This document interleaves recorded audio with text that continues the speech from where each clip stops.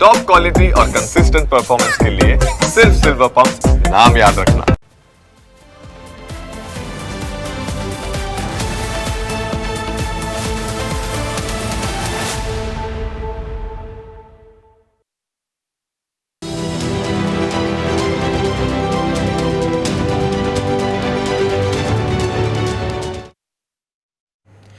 વર્ષ 2025 લોકો માટે અનેક રીતે પડકારજનક રહ્યું। વર્ષના અંત સુધીમાં તો સૌ કોઈ એવી પ્રાર્થનાઓ પણ કરવા લાગ્યા કે આ વર્ષ જલ્દી પસાર થઈ જાય તો સારું, કારણ કે ઘણી એવી ન ઘટવાની ઘટનાઓ વર્ષ 2025માં ઘટી। વડોદરામાં ક્રાઇમની ઘણી એવી ઘટનાઓ બની જેનો ભેદ ઉકેલવાનું કામ પોલીસ માટે પડકારજનક હતું। જોકે પોલીસે આ ભેદ ઉકેલ્યા અને કડક કાર્યવાહી કરીને વડોદરામાં ગુનાખોરી ઘટાડવામાં સફળતા હાંસલ કરી। વર્ષ 2024 અને 25ના આંકડાઓ જોશો તો તમને સમજાશે કે ગુનાખોરી ઉપર અંકુશ મેળવવામાં કેટલી સફળતા વડોદરા પોલીસને મળી છે। મિલકત સંબંધી ગુનાઓ પર નજર કરીએ તો વર્ષ 2024માં કુલ 902 કેસ હતા, જેમાંથી 558 ગુનાનો ભેદ ઉકેલી શકાયો હતો। તેવી જ રીતે વર્ષ 2025માં મિલકત સંબંધી ગુનાના કેસ 851 હતા, જેમાંથી 622 ગુનાનો ભેદ ઉકેલવામાં વડોદરા પોલીસને સફળતા મળી। આંકડા પરથી સ્પષ્ટ થાય છે કે ગુનાખોરી સામે વડોદરા શહેર પોલીસે મજબૂત ટીમવર્ક, ટેકનિકલ સાધનો અને સતત પ્રયાસો દ્વારા નોંધપાત્ર સફળતા મેળવી છે। છેલ્લા 2 વર્ષ દરમિયાન કેટલાક બહુચર્ચિત અને ગંભીર કેસોમાં પણ પોલીસની કામગીરી વિશેષ નોંધપાત્ર રહી છે। વર્ષ 2024માં ભાયલી દુષ્કર્મ કેસ ખૂબ ચર્ચામાં રહ્યો, જેમાં પોલીસે મોટા પાયે સર્ચ ઓપરેશન કરીને કાર્યવાહી કરી। ત્યારબાદ વર્ષ 2025માં પોલીસ માટે સિકલીગર ગેંગ માથાનો દુખાવો બની હતી, જેનો ભેદ ઉકેલવામાં પોલીસે મોટી સફળતા મેળવી હતી। આ બંને કેસમાં પોલીસ માટે સૌથી પડકારજનક કેસ હતો ભાયલી દુષ્કર્મ કેસ। નવરાત્રી દરમિયાન એક સગીરા સાથે દુષ્કર્મની અત્યંત ગંભીર ઘટના બની, જેની હકીકત સૌ કોઈના રૂવાડા ઊભા કરી દે તેવી હતી। સૌથી પહેલાં તો આ કેસ શું હતો તેની હકીકત આ કેસની તપાસમાં મુખ્ય ભૂમિકા ભજવનાર પીઆઈ એચડી તુવર પાસેથી જ સાંભળીએ। તો 4/10/2024ના રાત્રિના 11:30થી કે 12:30 વાગ્યાના સુમારે ભાયલી ટીપી વિસ્તારમાં એક કવાવરૂ જગ્યા હતી, ત્યાં આપણા ભોગ બનનાર સગીરા તેઓના મિત્ર સાથે બેઠા હતા। તે દરમિયાન 2 બાઇક સવાર 2 મોટરસાઇકલ આવે છે, જેમાં એક બાઇક પર 3 વ્યક્તિઓ હતા અને બીજા બાઇક પર 2 વ્યક્તિઓ હતા। એમ કરીને કુલ 5 અજાણી વ્યક્તિઓ આવે છે અને તેમની સાથે પહેલાં પૂછપરછ જેવો વ્યવહાર કરે છે। અને તે દરમિયાન બીજી બાઇક સવાર પરના 2 વ્યક્તિઓને થોડુંક બાકીના 3નો વ્યવહાર થોડો શંકાસ્પદ લાગતા એ લોકો એમને મૂકીને જતા રહે છે। અને પહેલાં જે બાકીનું જે મોટરસાઇકલ હતું જેની પર 3 વ્યક્તિઓ સવાર હતા, તે પછી આ જે આપણા સગીરા છે એમના મિત્રને બળજબરીપૂર્વક પકડી રાખે છે અને પછી સગીરા સાથે દુષ્કર્મ કરે છે અને ત્યારબાદ તેઓને ડરાવીને ધમકાવીને પોલીસને આ બનાવ બાબતે જાણ ન કરવા અને તેમજ એ પોલીસનો કોન્ટેક્ટ ન કરે તેવા ઈરાદાથી અને પુરાવાના નાશ થઈ શકે એવા ઈરાદાથી એમનો મોબાઈલ ફોન લઈને લૂંટ કરીને ફરાર થઈ જાય છે। અમારી વડોદરામાં બનેલા આ બનાવે આખા રાજ્યમાં પોલીસની કામગીરીને પડકાર ફેંક્યો હતો। એટલે કે આ કેસ ઉકેલવા માટે 5 પીએસઆઈ સહિત કુલ 50 લોકોની અલગ અલગ ટીમ બનાવી હતી। આ ટીમમાં ક્રાઇમ બ્રાન્ચના પીઆઈ આરજી જાડેજા પણ સામેલ હતા।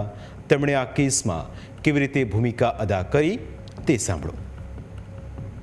સીસીટીવી જોતા અમને એક બાઇક અમને દેખાય છે કે એ સમયગાળા દરમિયાન જે ફરિયાદીના કહેવા મુજબના સમયગાળા દરમિયાન ત્યાંથી નીકળે છે, એટલે અમે એને ફોલો કરતાં 4000થી વધુ કેમેરા અમે જોયેલા આ ગુનો ડિટેક્ટ કરવામાં, અને હ્યુમન સોર્સિસથી પણ અને ટેકનિકલ સોર્સથી અમને જાણવા મળેલ કે આ ફલાણો છે। એટલે જે આરોપીને અમે લાવી પૂછપરછ કરતાં તેને પોતાનો ગુનો કબૂલાત આપેલ અને આ રીતે સમગ્ર બનાવના અમે ખૂબ જ ઓછા સમયગાળામાં અને એક ટીમવર્ક તરીકે અને સીપી સાહેબ ડીસીપી સાહેબના માર્ગદર્શન હેઠળ આ ગુનો અમે શોધી કાઢેલ।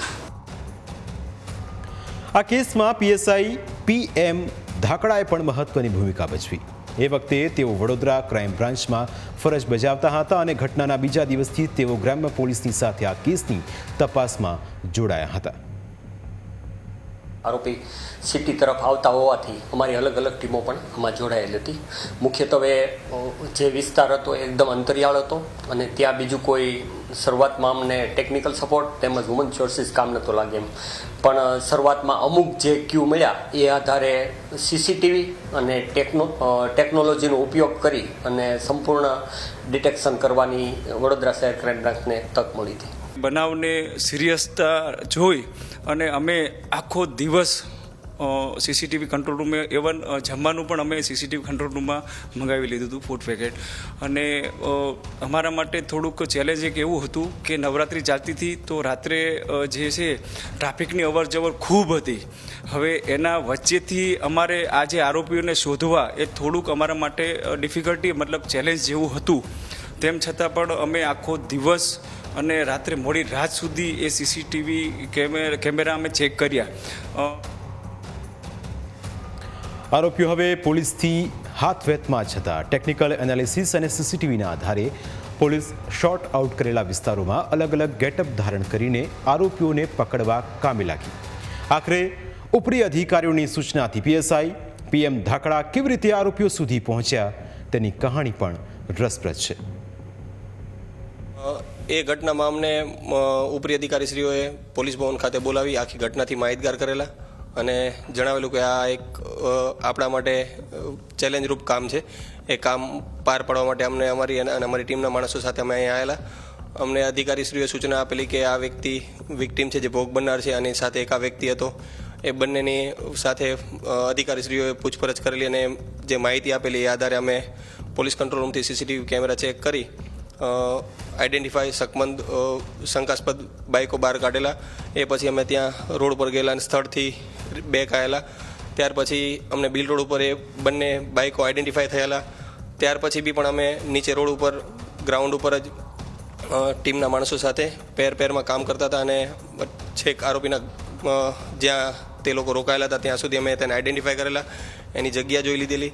પછી બીજે દિવસે રાત્રે અમે આખી રાત એને લેવા માટે કે પોતે ઘરે હાજર છે કે ક્યાં છે એ માટે ચેક કરવા માટે અમે એને આખી રાત રિક્ષામાં બેસી રહેલા પ્રાઇવેટ માણસો સાથે અને પછી ઉપરી અધિકારીશ્રીઓની સૂચનાથી અમે આરોપીને પકડેલા હતા. મારી 19 વર્ષની પોલીસની કારકિર્દી દરમિયાન અમારે આવો ચકચારી મતલબ ગુજરાત આખામાં મીડિયામાં હાઇલાઇટ થઈ ગયેલો પહેલો કેસ હતો. અને ત્યારથી મતલબ એક સગીરા ઉપર બળાત્કાર હતો અને ગેંગરેપ હતો. એટલે પહેલેથી જ અમને એવું હતું કે ભાઈ આ કેસ તો સોલ્વ થવો જ પડે અને જે ભોગ બનનાર છે એને ન્યાય મળવો જ જોઈએ. એટલા માટે ખંતથી 48 કલાક જેવું કન્ટિન્યુ કામ કરેલું અને બહુ પ્રાઉડવાળી મોમેન્ટ છે. અને જે સરકારે તે એપ્રિશિએટ બધાને પોલીસ કર્મીઓને કર્યા છે એ બદલ સરકારનો બી આભાર. અને આ કામ છે ત્યાંથી અમને પ્રાઉડ ફીલ થાય છે. વર્ષ 2025માં વડોદરા શહેરમાં સિકરીગર ગેંગનો આતંક ખૂબ વધી ગયો હતો. સિકરીગર ગેંગે સૌ કોઈના નાકમાં દમ કરી મૂક્યો હતો. રોજ સવારે પોલીસ ચોપડે ઘરફોડ ચોરી, વાહન ચોરી, લૂંટ અને ચેઇન સ્નેચિંગ જેવા મિલકત સંબંધિત ગંભીર ગુના નોંધાઈ રહ્યા હતા. પરંતુ ક્યાંથી પણ કોઈ આરોપી પકડમાં નહોતો આવતો. એટલે ગુસ્સી ટોકના ગુના હેઠળ આ ગેંગને જેલના સળિયા પાછળ ધકેલવા બાપોદ પોલીસ સ્ટેશનમાં ગુનો નોંધાયો. ત્યારબાદ કેવી રીતે પોલીસે આરોપીઓને ઝડપ્યા તેની હકીકત પોલીસ પાસેથી જ સાંભળીએ. આપણે સિકલીગર ગેંગની વાત કરી તો વડોદરા શહેર અને એની આજુબાજુના રૂરલ વિસ્તારમાં નજીકના જિલ્લાઓમાં પણ આ સિકલીગર ગેંગ એકલ દોકલ અને સંયુક્ત રીતે ઘરના નકુચા તોડવા, શટર ઊંચા કરવા અને બારીમાંથી પ્રવેશ કરી એવી એમની જુદી જુદી એમો હોય છે. કોઈ એનાલિસિસ કર્યું કે ભાઈ આ જે બનાવ બને છે બરાબર ગરફોડ બને છે એ ડિટેક્ટ થાય છે તો ડિટેક્ટની અંદર એ જે આરોપીઓ છે એ રિપીટ થવા લાગ્યા. એટલે એ તમામ જેટલી પણ FIR રજિસ્ટર્ડ થઈ હતી વડોદરા શહેર તેમજ આજુબાજુના જિલ્લાઓમાં એ તમામ FIR કલેક્ટ કરી, ચાર્જશીટ કલેક્ટ કર્યું, એનું એનાલિસિસ કર્યું. ત્યારે અમને જાણ થઈ કે ભાઈ આજે આમાં જે આરોપી સંડોવાયેલા છે બરાબર એ એક જ પેટર્ન વાપરે છે અને એક જ શું કે ગ્રુપના આઈડેન્ટિફાઈ થયા કે ભાઈ એક જ આરોપી બીજા સાથે સંકળાઈને આ ઘરફોડના ગુના કરે છે. એટલે જેથી નક્કી થયું કે ભાઈ ચલો હવે આ ગુજરાત સરકારનો ગુસ્સી ટોક છે તો એ આની ઉપર લાગુ થાય છે કેમ કે આ લોકો પોતે એક ટોળકી બનાવીને છે ને આ ક્રાઇમ ઓર્ગેનાઇઝ ક્રાઇમ કરે છે. એટલે ગુસ્સી ટોક ગુનો દાખલ કરવાનો વિચાર આવ્યો. આખરે પોલીસે આખા કેસને સોલ્વ કર્યો અને આરોપીઓનું જે તાંડવ હતું તેની પર અંકુશ મળ્યો. પકડવાની સૂચના આપતા જ કોન્સ્ટેબલ અને હેડ કોન્સ્ટેબલ આરોપીઓને પકડવા માટે કામે લાગી ગયા હતા. તેઓએ ગ્રાઉન્ડ લેવલ ઉપર કેવી રીતે કામ કર્યું અને કેવી રીતે આખા કેસને સોલ્વ કર્યો એ પણ સમજવા જેવું છે.